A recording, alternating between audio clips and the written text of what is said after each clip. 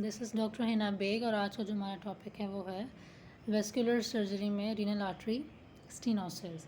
इसमें जो हम चीज़ें कवर करेंगे वो हम कवर करेंगे इसकी definition, causes, how to suspect the cause of hypertension, इसके अलावा पेशेंट की हिस्ट्री, सिम्टम्स और उसको मैनेज करने का तरीका, ट्रीटमेंट, सर्जिकल और नॉन सर्जिकल सारे जो भी मेथड्स हैं। तो सबसे पहली चीज़ जो है वो है इसकी डेफिनेशन में क्या है कि stenosis is basically decrease perfusion, कोई भी रास्ता जो है वो रुक गया है आर्टरी का। तो रीनल आर्टरी का है तो renal artery stenosis is decrease perfusion of to the kidneys. अब इससे होगा क्या, इससे होगा activation of RASS and hyper which cause hypertension. RASS क्या चीज़ है? RASS is renin angiotensin activation system जो है उसको कहते हैं। रेनिन एंजियोटेंसिन सिस्टम एक्टिवेट हो जाएगा कि क्यों? उसकी रीज़न ये होता है कि जब परफ्यूजन डिक्रीज़ हो रही है किडनी में तो किडनी ये सेंस कर रहा है कि ओवरऑल पूरी बॉडी में ब्लड सप्लाई कम हो गई है, जिसकी वजह से रेनिन जो है वो एक्टिवेट होगा। जब रेनिन एक्टिवेट होगा उसके रिजल्ट में एंजियोटेंसिन होगा, देन वो फर्दर प्रोसीड करके एंजियोटेंसिन 1 एंजियोटेंसिन 2 पे बात चली जाएगी। उसके रिजल्ट में जो नॉर्मल ब्लड प्रेशर था वो अब इंक्रीज़ होके हाइपरटेंसिव हो जाएगा, इंक्रीज़ हो जाएगा ब्लड प्रेशर। हालांकि पूरी बॉडी में ब्लड प्रेशर नॉर्मल था, लेकिन चूंकि स्टेनोसिस हुई हुई किडनी ने ये सेंस कर लिया और गलत सेंस किया, जिसके रिजल्ट में हाइपरटेंशन हो गई। सेकेंड पॉइंट इज़ के renal artery stenosis secondary hypertension भी करवा रहा होता है और वो 1 to 10% केसेस में देखा गया है। कॉजेज़ जो मेनली होते हैं रीनल आर्टरी स्टेनोसिस का, एथेरोस्क्लेरोसिस है मोस्ट कॉमन, और यंगर पेशेंट्स में अगर कोई प्रेजेंट करा तो फाइब्रोमस्कुलर डिस्प्लेसिया। एथेरोस्क्लेरोसिस बहरहाल ज़्यादा कॉमन है। इसके बाद हमारे पास डिक्रीज रीनल परफ्यूजन में एग्जिस्ट, डिक्रीज रीनल फंक्शन। अब इसमें क्या होगा, सबसे बड़ी प्रॉब्लमेटिक कॉम्प्लिकेशन है हमारे पास हाइपरटेंशन। इसमें जो है ये वाली बात खाली हो गई। नेक्स्ट हम आ जाते हैं यहाँ पर ये वाली बात कि जब भी रीनल परफ्यूजन कम होगी तो रेनिन से मैसेज जाएगा और रेनिन जो है वो एंजियोटेंसिनोजन को एक्टिवेट कराएगा जो कि लिवर के लेवल पे एक्टिवेट होता है। वहाँ से एंजियोटेंसिन 1 एक्टिवेट होगा, देन 2, और उससे फर्दर जो है वो आपके पास बॉडी में वेजो कॉन्स्ट्रिक्शन होगी, ब्लड प्रेशर राइज करने के सारे जो हैं वो तरीके यूज़ हो रहे होंगे। ब्लड प्रेशर जो है वो राइज करने का इन्होंने हिसाब बनाया हुआ होगा। नेक्स्ट ये कि इस स्लाइड में जो चीज़ दिखानी है वो ये कि दिस इज़ एब्डोमिनल एयोर्टा, और इस एब्डोमिनल एयोर्टा के साथ जो मेन आर्टरीज़ हैं वो हमारे पास ये रीनल आर्टरीज़ हैं, जिसको मैंने फोकस करना है क्योंकि हम रीनल आर्टरी स्टेनोसिस पढ़ रहे हैं। बाकी ये मेजेंट्रिक आर्टरीज़ हैं, ये भी मेन आर्टरीज़ हैं हमारी।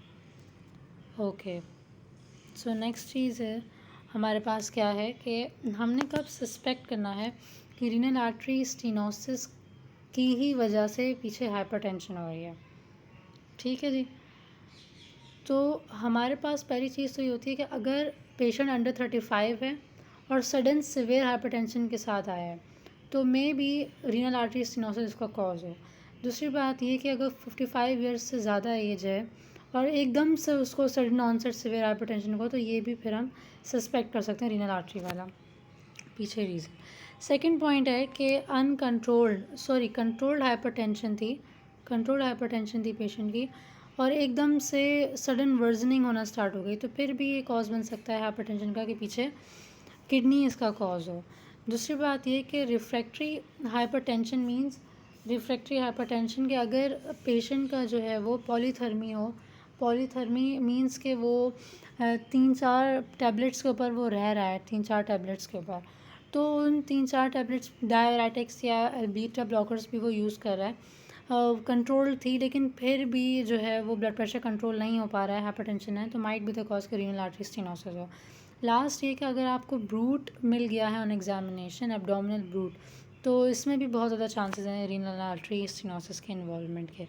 तो ये हमने हाइपरटेंशन का कॉज कब सस्पेक्ट करना है कि हाइपरटेंशन की रीज़न पीछे रीनल आर्टरी स्टेनोसिस ही है, तो ये 3 उसके हमारे पास मेन रीजंस आ गए।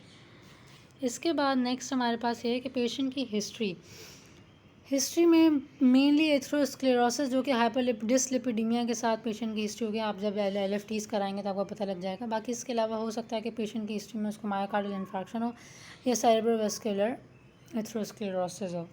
ये रीज़न भी हो सकते हैं। सेकंड पॉइंट इज़ कि सिम्टम्स वही हाइपरटेंशन से प्रेजेंट करेगा, पल्मोनरी एडिमा भी मिल सकता है। क्यों? पल्मोनरी एडिमा का रीज़न ये है कि जब रेनिन और एंजियोटेंसिन सिस्टम बार बार एक्टिवेट होकर वेजो कॉन्स्ट्रिक्शन करा रहा है, सोडियम और उसकी एब्जॉर्प्शन हो रही है, तो वो लंग्स के लेवल पे एडिमा करवा सकता है। बाकी क्रैकल्स रेल्स आपको लंग्स में मिल सकते हैं। एब्डोमिनल ब्रूट हाईली स्पेसिफिक है कि अगर आपको ये मिल रहा है तो मेन रीज़न है कि पीछे रीनल आर्टरी स्टेनोसिस माइट भी हो सकता है। फिर वर्क अब आपने कैसे करना है, आपने जो मेन जो रूटीन लैब्स है ना, वो तो आपने रीनल की असेसमेंट आपने ज़रूर करवानी है, urine analysis and lipid profile test. इसके अलावा इनिशियल जो बेस्ट इनिशियल टेस्ट है ना, वो डुप्लेक्स अल्ट्रासाउंड है।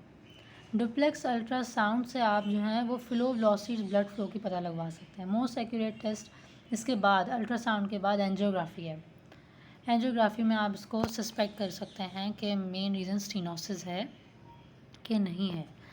ठीक है, नेक्स्ट हमारे पास डिफरेंशियल डायग्नोसिस। डीडीज़ में आपने ये एक्सक्लूड आउट करना है कि हाइपरटेंसिव इमरजेंसी कहीं मैलिग्नेंट हाइपरटेंशन तो नहीं है, क्योंकि malignant hypertension is also itself an emergency.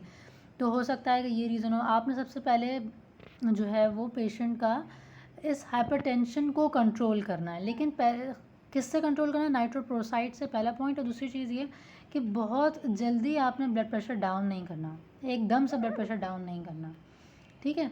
और नाइट्रोप्रोसाइड से उसको ट्रीट करना है। अदर कॉजेज़ आपने सेकेंडरी हाइपरटेंशन के भी निकालने हैं, एक्सक्लूड आउट करना है। अगर पेशेंट की एज जो है वो 35 और 55 के बिटवीन है, तो भाई ज़रूरी नहीं है कि उसको रीनल आर्टरी स्टेनोसिस हो। इसके अलावा कॉन्स कुशिंग सिंड्रोम को एक्सक्लूड आउट करें।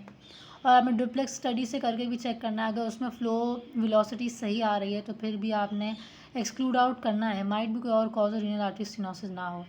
लास्ट है कि प्राइमरी हाइपरटेंशन भी हो सकता है, प्राइमरी हाइपरटेंशन भी हो सकता है। आपने आरएएस को और दूसरे कॉज ऑफ हाइपरटेंशन को निकालना है इसी वजह से।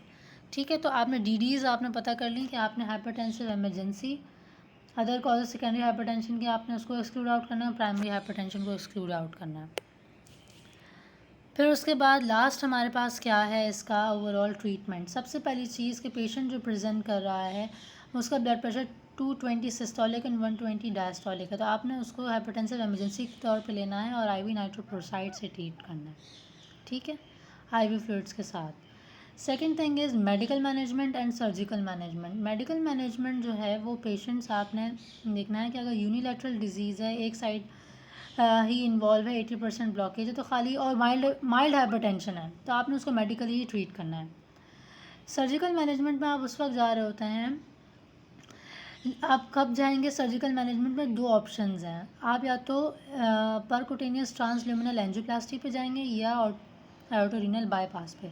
बाईपास लास्ट ऑप्शन है, पहले आपने जो है वो परकुटेनियस ट्रांसल्यूमिनल एंजियोप्लास्टी कब जाते हैं? जब आपको एब्डोमिनल ब्रूट मिल जाए, जब आप सारे डिफरेंशियल डायग्नोसिस को एक्सक्लूड आउट कर दें, उसके बाद आपके पास एंजियोप्लास्टी का ही ऑप्शन बने, एब्डोमिनल पेन से प्रेजेंट कर रहा, तो आपने परकुटेनियस ट्रांसल्यूमिनल एंजियोप्लास्टी जब करनी होगी तो आपने एक्सक्लूड आउट। फिर आपने यूनिलैटरल डिजीज़ को चेक करना है, mild portion of renal artery, ये आपने जो है उसमें फिर आपने मैनेज करना और चेक करना है कि कहाँ पर ऑक्लूजन है। अच्छा, ऑटोरिनल बाईपास आप कब करते हैं? जब आपके पास या तो ऊपर वाला मेथड जो है ये पॉसिबल ना हो, उस कंडीशन में आपको ऑटोरिनल बाईपास करना होता है, और ये सेकेंड लाइन ट्रीटमेंट के लिए आप रिज़र्व रखते हैं। आप फर्स्ट ट्रीटमेंट ऑफ चॉइस में आप परकोटेनियस पीटीए पे ही जाएंगे। अच्छा, ये जो है इस स्लाइड में ये मेथड है कि किस तरीके से ये कैथेटर इंसर्ट होता है, और यहाँ पर ये जो है ऑक्लूजन हुई हुई है, दिस इज़ किडनी, और ये रीनल आर्टरी है, यहाँ पर ऑक्लूजन हुई हुई है, तो यहाँ पर आप अंदर स्टंट डालेंगे और उसके बाद स्टंट कैथेटराइजेशन से इस एथेरोस्क्लेरोसिस को बाहर निकाल देंगे, या स्टंट ग्राफ्ट करके इस आर्टरी के ऑक्लूजन को बड़ा कर देंगे कि यहाँ पर जो ये ऑक्लूजन हो चुकी है इसको क्लियर कर देंगे रास्ता। सेकेंड हमारे पास जो है वो ये है कि ऑटोरिनल बाईपास। बाईपास के अंदर आपके पास this is kidney and this is aorta, this is renal artery.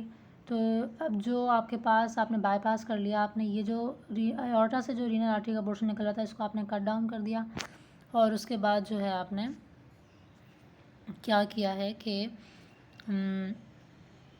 Portion cut down करने के बाद आपने जो है इसको अलग कर दिया और यहाँ से जो आपने कनेक्शन बना दिया यहाँ पर। So this is all about renal artery stenosis, and thank you so much.